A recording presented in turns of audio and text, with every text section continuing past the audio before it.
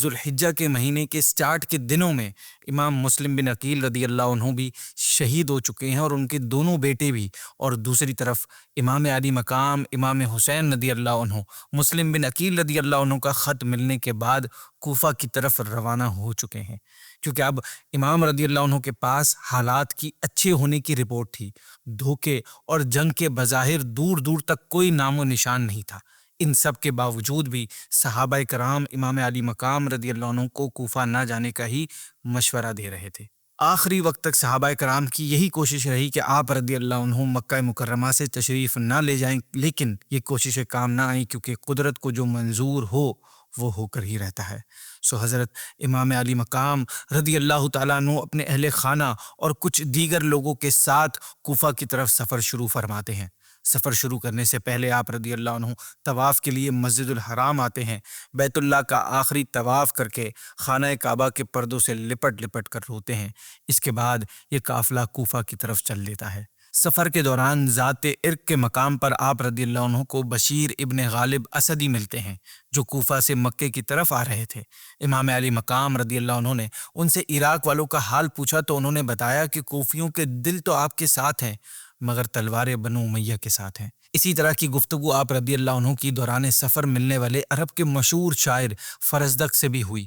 ایک ملاقات عبداللہ بن مطیع سے بھی ہوئی، انہوں نے بھی آپ رضی اللہ عنہ کو کوفہ نہ جانے کا کہا، وہاں کے حالات اچھے نہیں ہیں یہ بھی بتایا، جس پر امام علی مقام نے قرآن پاک کی ایک آیت تلاوت فرمائی جس کا ترجمہ یہ ہے: ہمیں وہی مصیبت پہنچ سکتی ہے جو اللہ نے ہمارے لیے مقرر فرما دی۔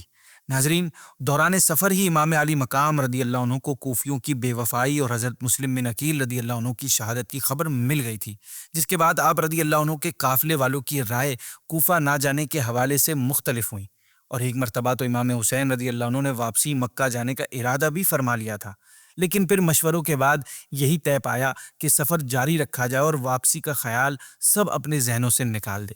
امام علی مقام رضی اللہ عنہ نے بھی اس مشورے سے اتفاق کیا اور قافلہ آگے چل دیا، یہاں تک کہ جب کوفہ 2 منزل رہ گیا تب آپ کو حر بن یزید ریاحی ملا۔ حر کے ساتھ ابن زیاد کے 1000 سپاہی تھے جو کہ ہتھیاروں سے لیس تھے۔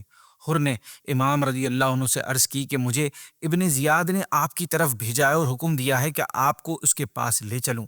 حر نے یہ بھی ظاہر کیا کہ وہ مجبور ہو کر آیا اور اس کو آپ کی خدمت میں جرأت کرنا بالکل پسند نہیں ہے۔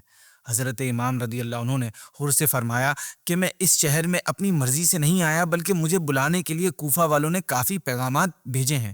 امام علی مقام نے کہا کہ اہل کوفہ، اگر تم اپنے عہد و بیعت پر قائم ہو اور تمہیں اپنی زبانوں کا کچھ پاس ہو تو میں تمہارے شہر میں داخل ہوتا ہوں، ورنہ میں یہیں سے ہی واپس چلا جاتا ہوں۔ حر نے قسم کھا کر کہا کہ ہمیں اس بارے میں کچھ نہیں پتا کہ آپ کے پاس خط اور قاصد بھیجے گئے ہیں، اور میں نہ آپ کو چھوڑ سکتا ہوں نہ واپس جانے دے سکتا ہوں۔ حر کے دل میں خاندان نبوت اور اہل بیت کی عظمت ضرور تھی ناظرین، اور اس نے کئی نمازیں امام حسین رضی اللہ عنہ کے پیچھے بھی ادا کی تھیں، لیکن وہ ابن زیاد کے حکم کی وجہ سے مجبور تھا، اور اس کو یہ خوف بھی تھا کہ اگر میں نے امام حسین رضی اللہ عنہ کے ساتھ کوئی بھی رعایت کی تو ابن زیاد کے پاس یہ بات ظاہر ہو جائے گی، کیونکہ اس وقت حر کے ساتھ ابن زیاد کے 1000 سپاہی ساتھ تھے۔ ایسی صورت میں کسی بات کا چھپانا پاسبل نہیں لگ رہا تھا، اور اگر ابن زیاد کو معلوم ہو جائے کہ اس نے امام علی مقام کے ساتھ ذرا بھی رعایت کی ہے تو وہ نہایت سختی کے ساتھ پیش آئے گا۔ اس خیال اور خوف سے حر اپنی بات پر اڑا رہا، یہاں تک کہ اس نے امام علی مقام امام حسین رضی اللہ عنہ کو کوفہ کے راستے سے ہٹا کر کربلا کی طرف جانے پر مجبور کر دیا۔ یہ 61 ہجری محرم کی 2 تاریخ تھی۔ امام حسین رضی اللہ عنہ نے میدان میں پہنچ کر اس جگہ کا نام معلوم کیا جس جگہ پہ آپ موجود تھے، تو معلوم ہوا اس جگہ کو کربلا کہتے ہیں۔ آپ رضی اللہ عنہ کربلا سے واقف تھے اور آپ کو معلوم تھا کہ کربلا ہی وہ جگہ ہے جہاں اہل بیت رسالت کو راہ حق میں اپنے خون کی ندیاں بہانی ہوں گی۔ آپ رضی اللہ عنہ کو انہی دنوں میں پیارے آقا صلی اللہ علیہ وسلم کی زیارت بھی نصیب ہوئی، اور آپ صلی اللہ علیہ وسلم نے امام علی مقام کو شہادت کی خبر دی۔ اب ایک طرف تو امام حسین کے قافلے والے کھلے میدان میں خیموں میں موجود ہیں جہاں زندگی گزارنے کا کوئی خاص انتظام بھی نہیں ہے، یہیں پر مزید ہزاروں یزیدی لشکر کر بھی شامل ہوتے رہے۔ صورتحال یہ تھی کہ ایک طرف اہل بیت کا مختصر سا قافلہ تو دوسری طرف ہزارہا سپاہیوں کا لشکر ہتھیاروں کے ساتھ مقابلے کے لیے تیار ہے۔ اہل بیت کے خیمے اور یزیدیوں کا لشکر دریائے فرات کے قریب تھا، لیکن لشکر اہل بیت کو اس سے ایک قطرہ بھی حاصل کرنے کی اجازت نہیں تھی۔